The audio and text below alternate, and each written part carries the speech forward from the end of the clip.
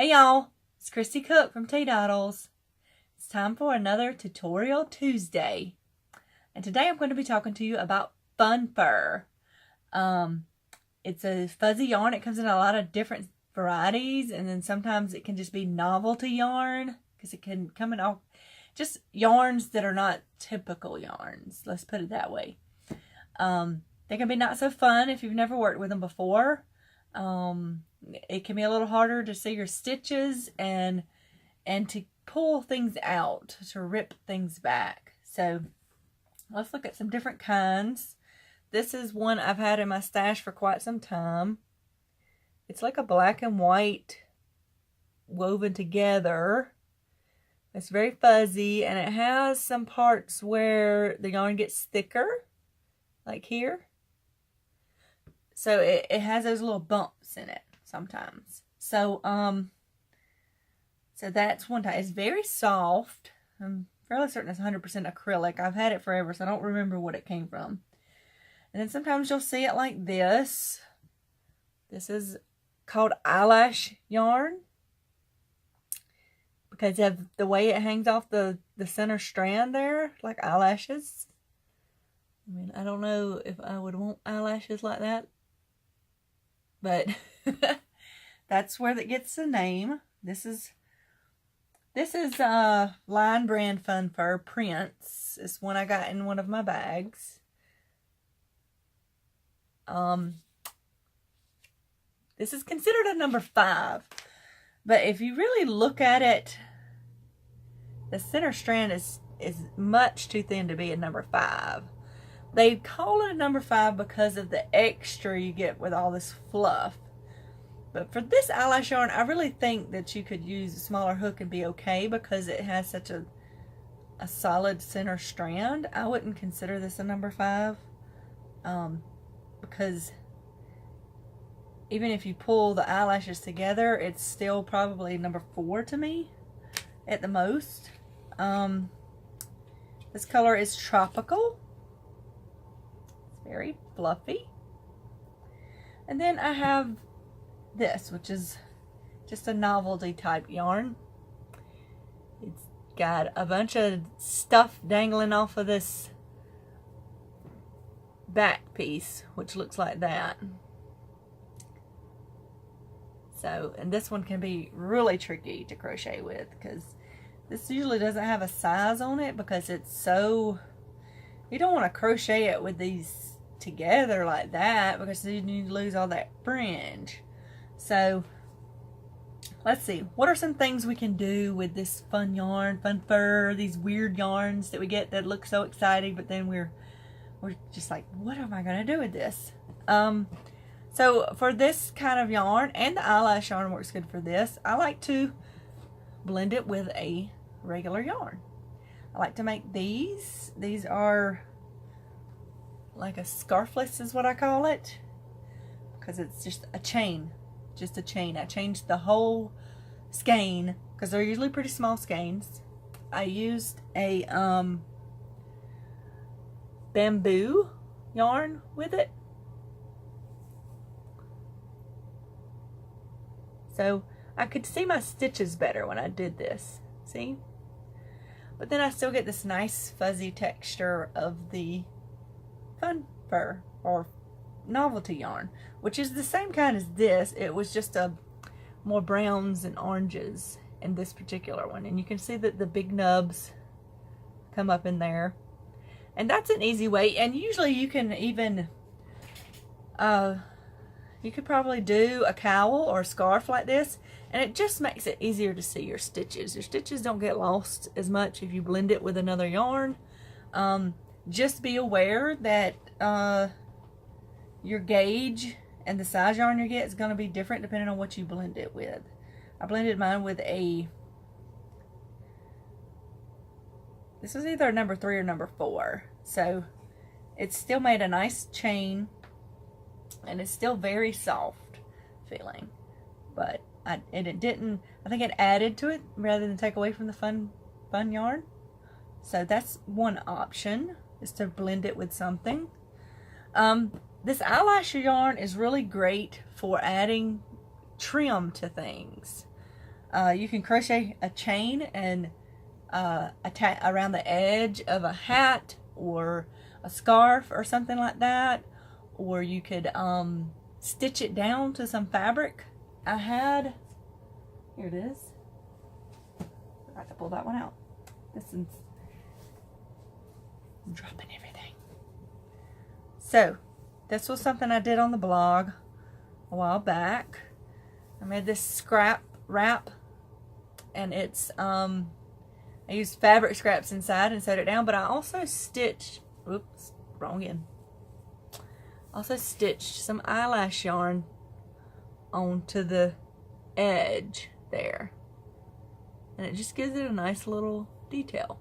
But if you don't sew, you can certainly just add it with some slip stitches to the edge of something, so it's not the whole thing if you don't want the whole thing.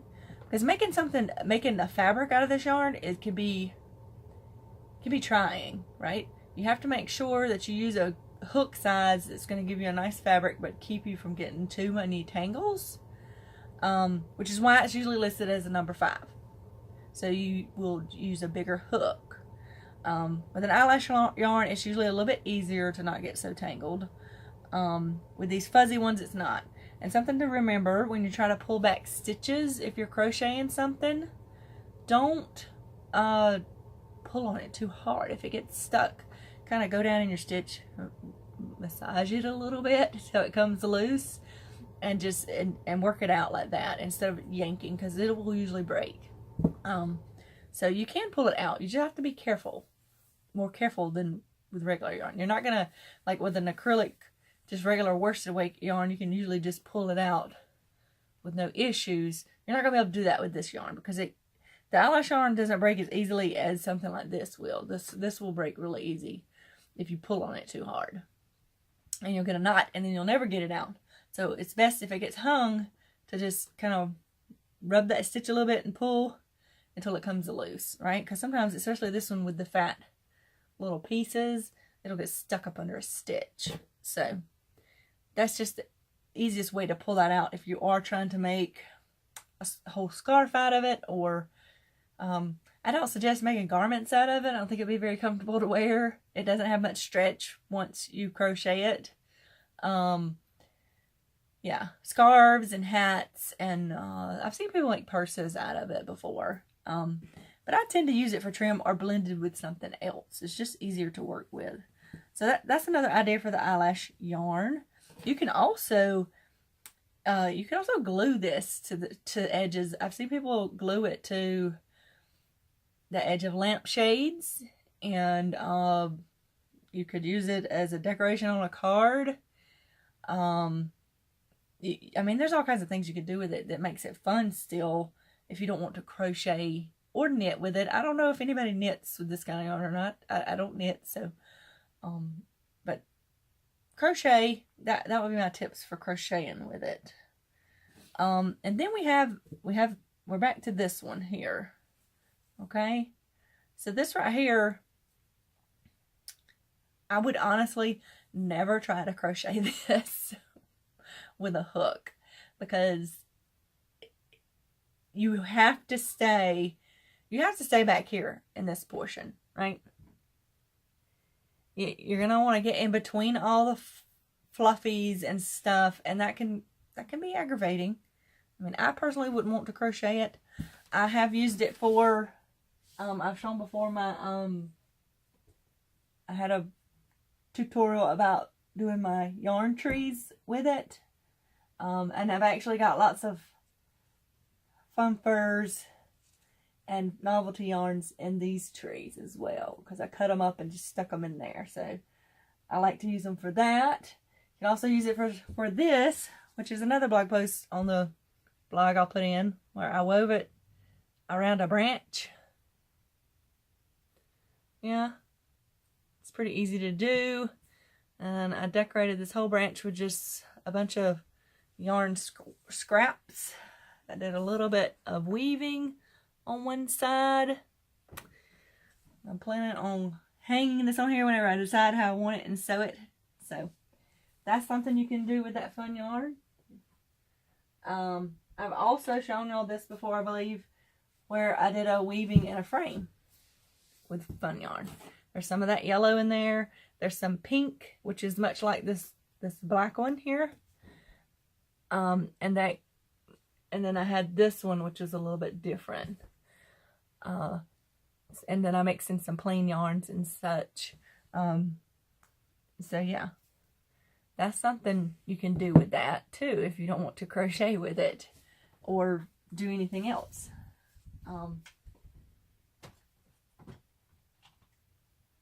Stay.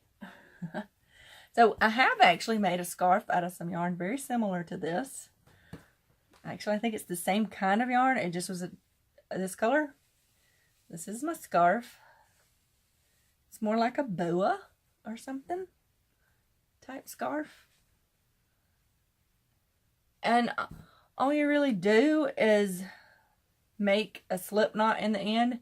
You want to make sure that it's not, when you pull a slip knot on something like this, it doesn't slide very easily. So you want to try to get it just right before you pull down the tail on it, okay? And then you just take it and you pull it through like that. It's basically like you're doing a chain with your hand. So I feel like I did something wrong already. But you hold it like that and you pull the loop through, and then you just keep going, which I can't keep going because this is a big old mess, but you get the idea. You just pull the loop through and you keep going, and eventually you'll have something like this.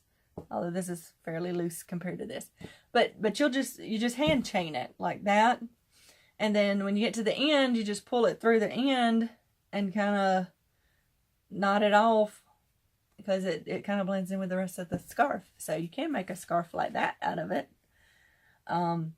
Yeah, I don't even want to attempt to crochet with this, I'll be honest. Because see, now my slip knot's stuck in there. Because if it would have come out, that would be, well, but look, I slid it. I did get it out, see? Because I didn't pull it too tight. And I just kind of worked with it instead of against it. But that is something you can do with that kind of yarn. You can make a scarf out of it. I just would do more like the hand chaining with it instead of trying to do it with a needle, because it's probably gonna frustrate you. It does me, because you have to do it just right to even attempt to pull loops through, because you got so much yarn hanging off of here. It's just not a fun thing to do. And I just got this. It was one of those bags at Joann's where they sell the big bags of millions and stuff, because I just liked the way it looked. So yeah, fun yarn always attracts you, but it can not fun eventually. So just as a recap, things to do with the fun yarn: blend it with another yarn, which makes it much easier to crochet with. Attach it as trim to something you've crocheted or sewn like that. What was the other one? And if it's really fluffy, try hand chaining to make you a boa type scarf, because this was one skein, so it's pretty long, but it's designed to wrap around several times, so it's quite fluffy. And some other options are to make art with it, whether you do it with sewing it down or weaving. It's great for those sort of things. So I think that's it for today's tutorial, or rather tips today, more so than a tutorial. If you have any questions, please ask me in the comments down below. If you like this video, give it a thumbs up. Think about subscribing. And I will see y'all next time.